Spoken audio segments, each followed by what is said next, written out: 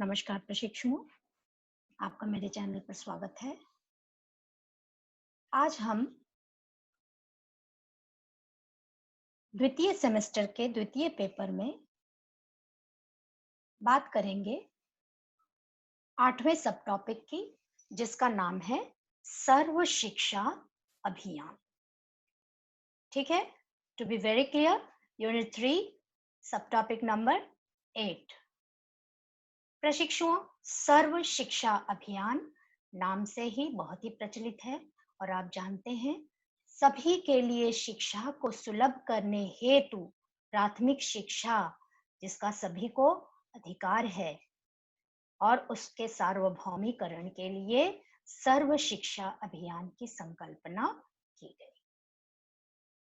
सर्व शिक्षा अभियान सभी के लिए शिक्षा क्रियान्वयन या क्रियान्वित कब किया गया? तो एसएसए का कार्यान्वयन वर्ष 2000-2001 है। यह प्राथमिक शिक्षा के क्षेत्र में एक केंद्र पूर्वनिर्धारित योजना है। केंद्र द्वारा चलाई गई एक योजना है सभी के लिए। यह केंद्र तथा राज्य सरकारों के वित्तीय सहयोग से राज्यों में संचालित की जाती है। इसकी आवश्यकता क्यों हुई?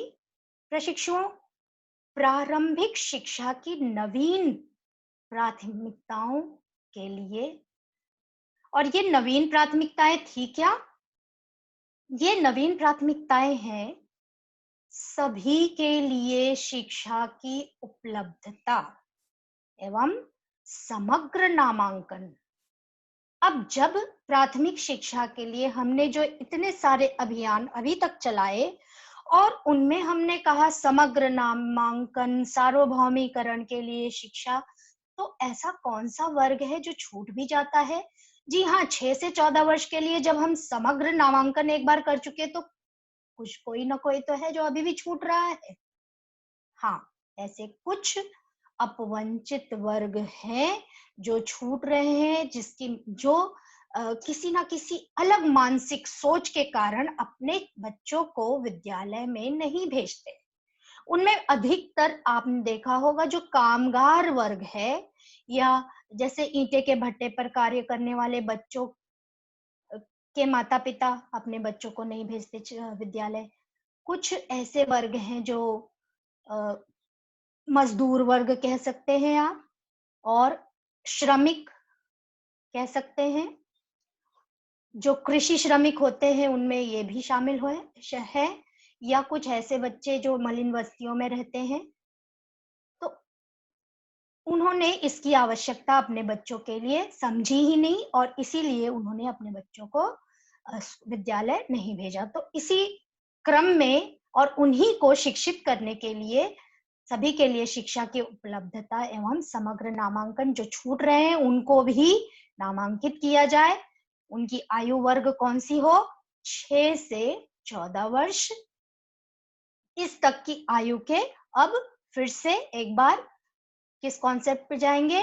जो छूट रहे हैं यानी अब फिर से आ गए, सभी बच्चों को विद्यालयों में रोकना, मात्र नामांकन ही नहीं, उन्हें विद्यालय में रोकना। शिक्षा के स्तर में समुचित सुधार, जिससे बच्चों का अपेक्षित अधिगम स्तर, अब उनके पृष्ठभूमि को ध्यान में रखते हुए हमें सुधार करना है, उन तक हम एक्सेसिबल हो ऐसा हमें विद्यालयी पाठ्यक्रम को संचालित करना है ताकि हमें शिक्षा का न्यूनतम अपेक्षित अधिगम स्तर प्राप्त हो सके। प्रशिक्षुओं, इसका उद्देश्य, एसएसए का प्रमुख उद्देश्य 6 से 14 आयु वर्ग के सभी बालकों या बालिकाओं का वर्ष 2001 में शुरू हुआ तो 2010 तक लक्ष्य लेकर चलेंगे। 2010 तक उपयोगी और सार्थक प्रारंभिक शिक्षा कक्षा 1 से 8 की व्यवस्था। दूसरा, समुदाय, अभी मैंने बताया ऐसे गार्जियन जो अपने बच्चों को स्कूल नहीं भेजते तो उनका एक समुदाय है, उस समुदाय की सक्रिय सहभागिता से सामाजिक, क्षेत्रीय और बालक बालिका असमानता को समाप्त किया जाना। ठीक है, तो ऐसे भी क्षेत्र हैं, हम बहुत बढ़ गए तो क्या हुआ, लेकिन हमारे यहाँ भारत में अभी भी कुछ गांव के कोने में ऐसे लोग बसते हैं जो बालक बालिका में अभी भी भेद करते हैं। तो उनकी सामाजिक सोच, हो सकता है सामाजिक रूढ़िवादिता की वजह से ऐसा हो, क्षेत्रीय रूढ़िवादिता की वजह से हो, तो उसे समाप्त किया जाना। अगला लक्ष्य क्या था इसका? 2003 तक सभी बच्चों का नामांकन। हमें 2010 तक प्रमुख उद्देश्य पूर्ण करना है, तो हम स्टेप बाय स्टेप चलेंगे। तो 2003 तक सबसे पहले हम क्या कर लेंगे? सभी बच्चों का नामांकन कर लेंगे। 2007 तक पहले उनकी प्रारंभिक शिक्षा को, प्राथमिक शिक्षा को पूर्ण कर देंगे। प्रारंभिक शिक्षा के अंतर्गत प्राथमिक शिक्षा को पूर्ण कर लेंगे। नेक्स्ट आएंगे हम उच्च प्राथमिक शिक्षा। तो 2010 तक सभी बच्चे उच्च प्राथमिक शिक्षा यानी 6 से 8 तक की प्रारंभिक शिक्षा पूरी कर लेंगे। इस प्रकार हम 6 से 14 वर्ष आयु वाले छात्रों या बच्चों की प्रारंभिक शिक्षा पूर्ण करने में उनके मददगार होंगे सर्व शिक्षा अभियान के अंतर्गत। अब और क्या लक्ष्य है? लक्ष्य है गुणवत्ता परक प्राथमिक शिक्षा पर बल। 2007 तक जो हम शिक्षा देंगे वो कैसी होनी चाहिए? गुणवत्ता परक होनी चाहिए। 2010 तक प्रारंभिक शिक्षा के स्तर पर बालक बालिका में ऐसी शिक्षा दी जानी चाहिए गुणवत्ता परक कि बालक बालिका में भेद और सामाजिक अंतरों को समाप्त किया जा सके।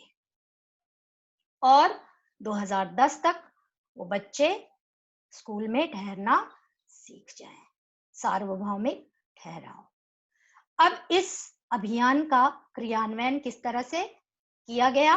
तो इसके लिए सबसे पहले केंद्रीय मानव संसाधन विकास मंत्री यानी कि शिक्षा मंत्री की अध्यक्षता में राज्यों के सभी शिक्षा मंत्रियों की एक बैठक बुलाई गई और एक राष्ट्रीय समिति का गठन किया गया। इस राष्ट्रीय समिति में सर्व शिक्षा अभियान की योजना को विकसित किया गया, जिसके तहत 6 से 14 वर्ष की आयु के बच्चों को सन 2003 तक स्कूल ईजीएस केंद्र मतलब एजुकेशन गारंटी स्कीम या ब्रिज कोर्स में लाएं।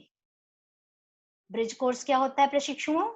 ब्रिज कोर्स होता है जो शाला त्यागी बच्चे हैं जिन्होंने पढ़ाई बीच में ही छोड़ दी है, पहले उनका मूल्यांकन किया जाए, फिर उनके अनुसार, उनकी आवश्यकता अनुसार उन्हें कोर्स पाठ्यक्रम विकसित करके पढ़ाया जाए। जो कौन पढ़ाता है? आपने अनुदेशक का नाम सुना होगा। तो 40 बच्चों पर एक अनुदेशक, और इनका समय क्या होता है पढ़ाने का? 9 से 3 बजे तक, और कुछ अवधि तक इनको पढ़ा के इनका कोर्स 6 महीने तक कंप्लीट करके फिर इनका मूल्यांकन करके इन्हें पुनः उसी धारा में, मुख्य धारा में यानी प्राथमिक विद्यालय में ले आते हैं। समझ में आ गई बात? तो इसे सेतु शिविर कोर्स भी कहते हैं, ब्रिज कोर्स भी कहते हैं। नेक्स्ट है 2007 तक 5 वर्ष की प्राथमिक शिक्षा की व्यवस्था हो और 1 से 8 वर्ष की पूर्ण विद्यालयी प्रारंभिक शिक्षा हो। इसके लिए उन्होंने सहायता किससे ली? मीडिया से सहायता ली। तो मीडिया को प्रचार प्रसार के लिए उन्होंने कार्यभार सौंप दिया।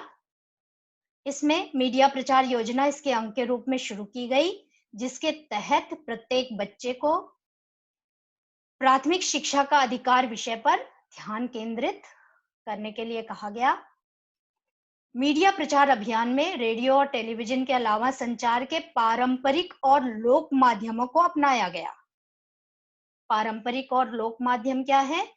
नुक्कड़ नाटक वगैरह, या लोकगीत गाकर या रैलियां निकालकर, इस तरह से लोक माध्यमों को अपनाकर लोगों को जागरूक किया गया और उनकी सहभागिता ली गई।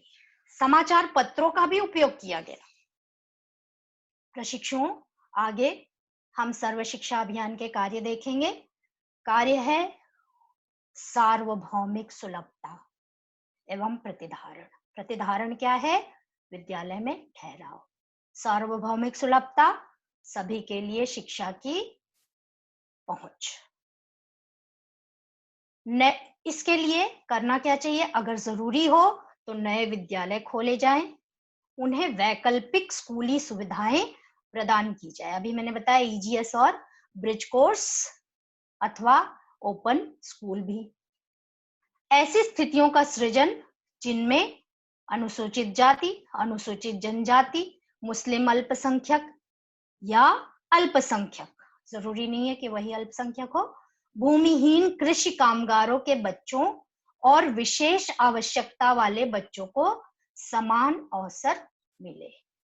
ठीक है, तो किन्हीं कारणवश इन्हीं लोगों ने जो विद्यालय में अपने बच्चों को नहीं भेजा, तो उन्हें मोटिवेट किया जाए ताकि वो विद्यालय में अपने बच्चों को भेजें। और उनकी स्थिति में जो वर्णित है नेशनल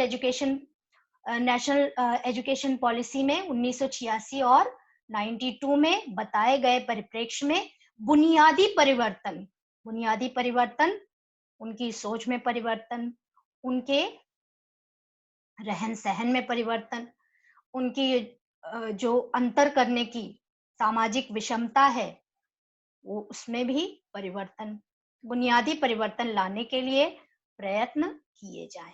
समाज के ऐसे वर्ग को अभिनव परिवर्तन, इसलिए वो पुरानी परंपरावादी सोच को त्याग कर अब नए परिवर्तन की ओर उन्मुख हों और कक्षा में और कक्षा से दूर भी, ये नहीं कि सिर्फ विद्यालय में आ रहे हैं तभी तक ऐसी सोच रखें ना, समाज में जब जा रहे हैं तब भी इसी सोच के साथ कक्षा से दूर समाज में भी संस्कृति का सृजन, इसके लिए उन्हें प्रोत्साहित करना।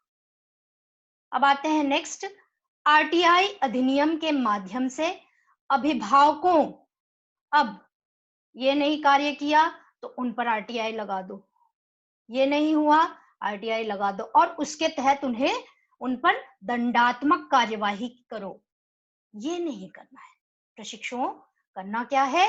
उन पे इन दंडात्मक प्रक्रियाओं पर बल देने की बजाय नैतिक बाध्यताएं लाना, उनकी सोच बदलनी है। हम बात कर रहे हैं अभिनव परिवर्तन की, तो उनकी सोच बदलते हुए हमें कार्य करना है या सोच बदलने के लिए कार्य करना है।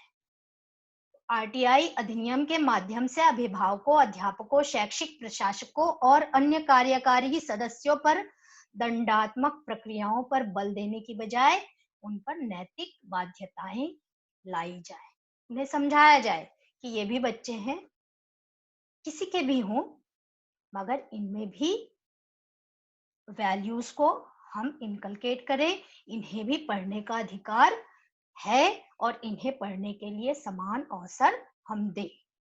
ये नहीं कि उनसे इतर कार्य करवाए जाए। आपने बहुत कुछ सुना होगा, मैं उस पर नहीं जाना चाहती, तो उसको ना डिस्कस करते हुए, हिडन रखते हुए, समझते हुए हम ऐसा कार्य करें कि ये जो वर्ग है इनकी सोच में हम परिवर्तन लाने में सक्षम। ठीक है, तो ये है सर्व शिक्षा अभियान और इसी के साथ आज का वीडियो समाप्त करते हुए आपसे एक बार फिर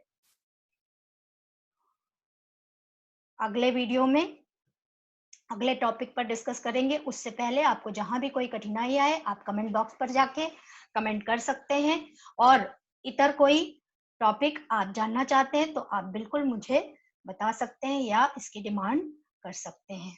इसी के साथ धन्यवाद। Thank you. Meet you in the next video.